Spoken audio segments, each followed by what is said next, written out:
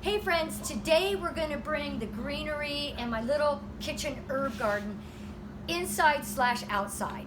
We are in a adorable greenhouse and it's chilly out, so we're going to start focusing on some things indoors. So you've seen me talk about my little traveling herb container garden here, and we're going to focus on some fun recipes. Today we're going to focus on the flat leaf parsley, and then we're going to do a little recipe on that, so that's going to be great. But I wanted to let you know, if you feel like you don't have the right sunlight in your home, I have a little trick, because as you can see, oh, my herbs look so pretty. And the reason I really attribute to that is my little grow light. And you can get this little grow light at any home garden center. It's about $12 to $15. I use a little spotlight, kind of a cheap little thing too, and my cheesy little timer. Turn this on around 7 in the morning to about 5:30 p.m. and it gives great light. This thing works beautifully. So we've talked about parsley, and that's going to be our recipe today. It's a simple one, and it's considered a condiment. And I have a special guest that's going to actually do this recipe, because I always say I can grow it, but I don't know what to do after it's growing. So this is called triple curly, parsley. We are going to focus on the Italian flat parsley. And later, another little video, we're going to experiment, because garlic is actually in the recipe. I'm going to take this clove home, because I heard if you plant this in the soil right now when it's cold, that it will grow garlic. So next season, we're going to see garlic grow. That'll be a fun one. So I'm going to show you what you need to do, and then we're going right over to our master recipe maker. You go ahead and you snip off a bunch of your flat leaf parsley when it grows. So let's go on over here. And this is Maria. Maria is not only beautiful, but she's extremely talented in the kitchen, and she is going to make an Italian condiment. I can't pronounce it, so she's going to do that for me too. That's why I'm here. Yes. This originated in southern Italy, Sicily most likely. It's called salmorillo. Again? Salmorillo. Salmorillo. Yeah, it's 4 syllables. Okay, I tried. The G. But if you're Sicilian, they say samoriglio. It's a hard G. It's a lot. It's a lot of syllables. Yeah. Salmorillo, and it's meant as a topping.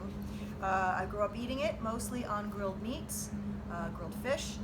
If you go into an Italian specialty market, you might see octopus salad or seafood salad. It's usually tossed in something very similar to this, if not this exactly. The Argentinians have their version of chimichurri that has more red wine vinegar base. This is a lemon juice and garlic base with oregano, fresh or dried or both. Tell us your ingredients. Remember, everything we do is simple here. Right, so we've got the star of the show, which is the parsley. Yes, I love it. I'm so nervous with this. Second in command is our garlic. Excellent. Lemon juice, oregano, dried or fresh. Okay. Now, I'm using dried right now. Real quick, if I use dried oregano, do I use more or less? I think a little less. I think that the fresh is a little pungent. Okay, for so this. we're going to use the dried oregano today. And crushed red pepper, if you like, which I do, so I use it in there, and olive oil, of course, super important. That gets whisked in at the end. Okay, so let's go ahead. Let's go ahead. Now, Maria's going to do some of it. She's going to assist me in trying to chop this, and then we're going to show you what it looks like in the end. Okay, so we've already gotten started on some of this. The only thing I wanted to point out, when I use garlic in this recipe, I don't use a garlic crusher or grate it on a microplane. That would bring out too much of the pungency that is in the oils. Okay. And it would overpower whatever you're eating. Okay. So what I like to do is basically use a paring knife or a chef's knife if you're comfortable doing it, and just make little slices down. Just keep turning the bulb of garlic, the clove, and just make these little vertical slices. Okay. And then once I'm kind of done through that, I just come through and slice down. So now I have a nice delicate little mince that will you'll still have that great garlic flavor, but it won't overpower everything else. So now, how many tablespoons of the garlic do we use? I would say probably, depending on what you're making, on a serving for a good dinner, for a family of 4 or 6, I would say like a tablespoon's probably about a tablespoon of garlic. So 2 to 3 small cloves. I measure everything. Right. So if you tell me a tablespoon, that's what I'm going to use. Fair enough. That looks to me like about a tablespoon. Okay, perfect. So now should we put that in there? Yes, I'll slide it into the bowl. Okay, so 1 tablespoon of garlic, give or take. Give or take. what is our next ingredient, Okay. Maria, Well, let's see. that you like to add next? What I like to add next, I like to go last with the parsley. So And you did tell me that. You Me like too. to go last with the parsley. usually, because if you're going to let it sit in the fridge for a little, if you want to make it and let it marinate ahead of time, put your parsley in last, because the lemon juice and the garlic might get your parsley to turn a little bit yellow. Okay. So, especially if you're going to make it ahead, which takes no time to make, you don't really have to. But Okay. if you were to do that, I would add Okay, it last. so let's add that last. Okay, our next So is, I would I would say a teaspoon. Did you want me okay. to use the measuring? Now, I just want you to know, everybody, I always use these things called Okay. measuring tools. But when somebody knows what they're doing all the time, that's how they do it. So we'll say a teaspoon. So we're going to go with the teaspoon. Okay. And again, once you're done, if you want something more or less of any flavor, you can throw it in there. It's Perfect. nothing, Okay. Okay. Our next ingredient is going to be I'm going to go with the Coca-Cola the salt Coca-Cola shaker. salt shaker. Love it. Retro. Usually go about half a teaspoon or so. Okay. And then, should I start chopping this while Yes. you're, okay. And then, okay, even though we know that's last. Yes. Okay, so It's okay.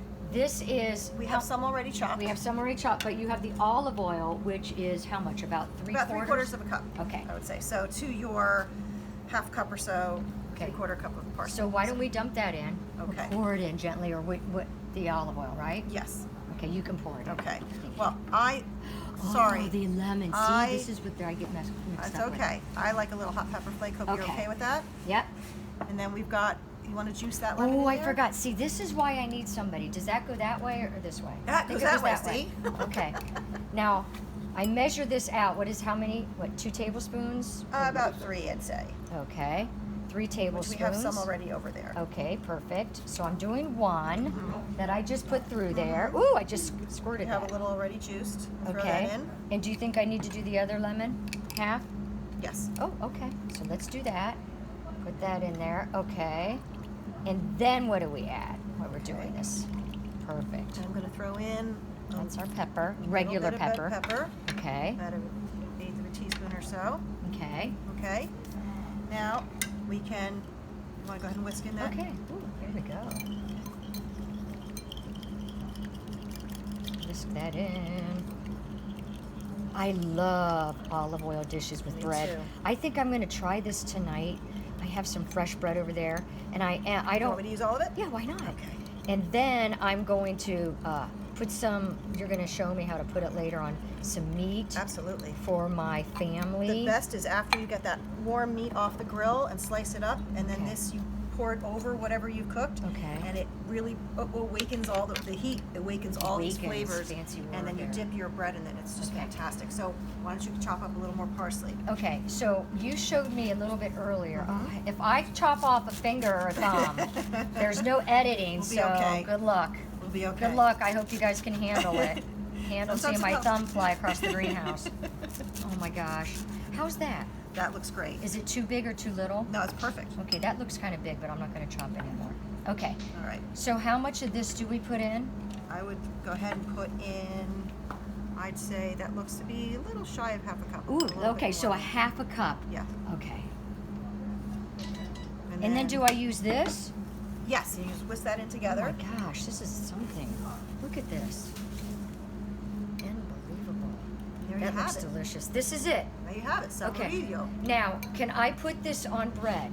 Absolutely. Would I grill it on bread? You Like can- toast it in the abs- oven? That's even better. Okay, You get so- the bread warm and grill it, and then Friends, right over here, I have a loaf of bread that's been sliced. So what I'm gonna do is when I go home, because we're in a greenhouse, not a kitchen, is I am going to drizzle this on that and toast it. So this has been fun for us. I love learning. I love learning about how to make something simple and delicious. We hope that you enjoyed it. We hope you're gonna try it. We hope you're inspired, motivated, and I know that Maria and I love you.